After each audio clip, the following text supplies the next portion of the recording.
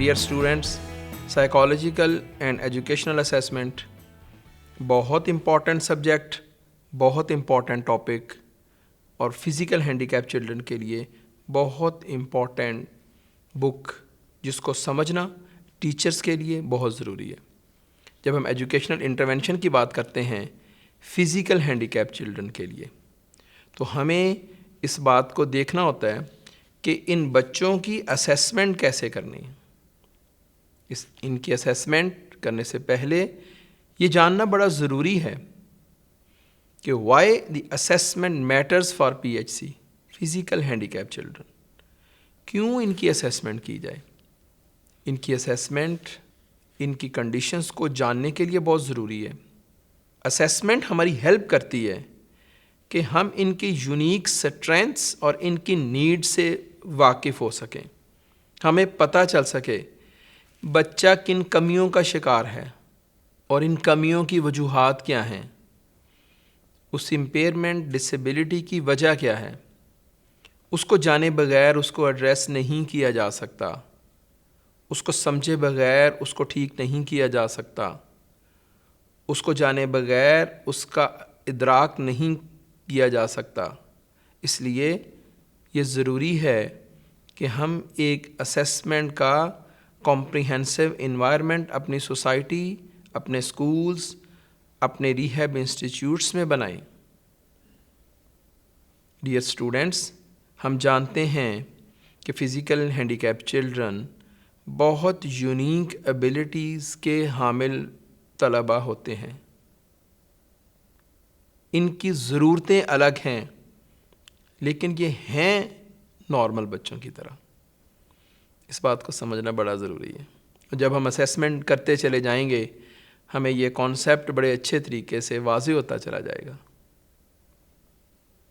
میری درخواست ہے کہ اس سبجیکٹ کو بڑے غور سے پڑھیے گا، غور سے سنیے گا، غور سے سمجھیے گا، کیونکہ فزیکل ہینڈیکیپ چلڈرن کی اسیسمنٹ کے اندر بہت سے یونیک فیلڈز کے لوگ انوالو ہوں گے، تب ہم ایگزیکٹ اسیسمنٹ ڈائگنوزس تک پہنچتے ہیں۔ کیا ہوگا اگر ہم اسیسمنٹ کے پروسیس کو صحیح طریقے سے کر لیں گے؟ ہم ارلی انٹرونشن دینے کے قابل ہو جائیں گے۔ بیماری کو پکڑ لیا، کنڈیشنز کو پکڑ لیا، اب اس کا علاج بھی جلدی ہو سکتا ہے۔ ارلی انٹرونشن پروگرام شروع ہو سکتا ہے، اور اس کے ساتھ ساتھ بچے کی بنیادی انفرادی ضرورتوں کو دیکھا جا سکتا ہے۔ ہم نے کہا کہ اگر ہم اسیسمنٹ کو پراپر بنا لیں تو ان کے علاج کو بر وقت شروع کیا جا سکتا ہے، اور ان کی بنیادی جو ضرورتیں ہیں، جو انڈیویجولائزڈ نیڈ ہیں، ان کو بھی ایڈریس کیا جا سکتا ہے۔ اسیسمنٹ کلاس روم کے اندر بھی گائیڈ کرے گی ٹیچر کو کہ کس طرح بچے کو ٹیکنالوجی سے اسسٹ کر کے فیملی سپورٹ کیسے پرووائڈ کی جا سکتی ہے۔ Technology at home, technology at school, amendments in the environment ایک ایسا ماحول کریٹ کر دیں گی جو ان کے دکھ اور تکلیف کو کم از کم کرنے میں ہماری مدد کر سکتی ہے، یا کم از کم بڑھائے گی نہیں، کیونکہ ہماری کم علمی کئی دفعہ ان کے مسائل کو بہت زیادہ بڑھا دیتی ہے۔ اور ڈیئر اسٹوڈنٹس، ایک انکلوسیو سوسائٹی کا بننا، اس کی نشو و نما، اس کا ادراک، یہ نہ صرف آپ کی ذمہ داری ہے بلکہ پوری سوسائٹی کی رسپانسبلٹی ہے، اور آپ کا یہ بھی فرض بنتا ہے کہ اس انکلوسیو انوائرمنٹ کو کریٹ کریں، کمیونٹی کو انہینس کریں، کمیونٹی کے ساتھ انٹریکٹ کریں، اسٹرینتھس کو دیکھیں اور ویکنیسز کو دیکھیں اور ان کو پراپرلی ایڈریس کریں۔ ہم نے یہ دیکھا کہ فزیکل ہینڈیکیپ بچہ کچھ اسٹرینتھس لے کے آ رہا ہے، آپ کے پاس کچھ ضرورتیں لے کے آ رہا ہے، کچھ کمیاں لے کے آ رہا ہے، لیکن اس کے ساتھ ساتھ اس کے اندر کچھ بہت سی ہی پازیٹیو چیزیں ہیں۔ اگر اس سارے انوائرمنٹ کو یکجان کر لیا جائے اور ایک انکلوسیو پلان ترتیب دے دیا جائے تو ہم اس کے مسائل کو کم کر سکتے ہیں۔ ہوگا کیا؟ اسیسمنٹ ڈیسیژن میکنگ پروسیس میں ہماری ہیلپ کرے گی۔ سب سے پہلے اس کی ضرورتوں کو سمجھ لو، اس کے پرابلم کو آئیڈینٹیفائی کر لو with reference to their needs. اگلا کام ایکسیس کو دیکھ لو، اگر اس کی ضرورتوں کو سمجھ لیا اور اپنے انوائرمنٹ کو آبزرو کر لیا اور یہ دیکھ لیا کہ ایکسیس کتنی ہے،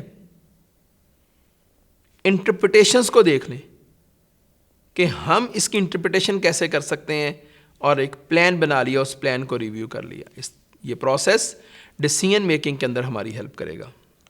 جب ہم اس سارے پروسیس کو کمپلیٹ کر لیتے ہیں تو ہم کہتے ہیں کہ اسیسمنٹ کے ذریعے نہ صرف بچے کی ضرورتوں کو پورا کیا جا سکتا ہے بلکہ ایک انکلوسیو سوسائٹی بھی ترتیب دی جا سکتی ہے.